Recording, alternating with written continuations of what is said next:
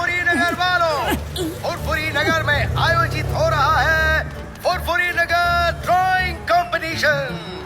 Drawing का topic है wild creature.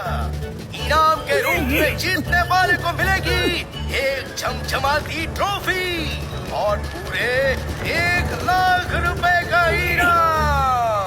मतलब मैं भी इस ड्राइंग कंपटीशन में हिस्सा लूंगा। देखना, ऐसी ड्राइंग बनाऊंगा कि फर्स्ट ही आऊंगा, फर्स्ट। अरे मोटू सुना तो। ओहो, ये मोटू मेरा भाई मेरे यार अभी तक पेंटिंग करके वापस नहीं आया यार। मोटू मेरे भाई मेरे यार, तुम्हारी ड्राइंग बन गई क्या? बन गई बड़े भैया, बन गई, और ऐसी बनी है कि बस पूछो मत। देखो कितना सुंदर मेंढक है, नजर ना लगे।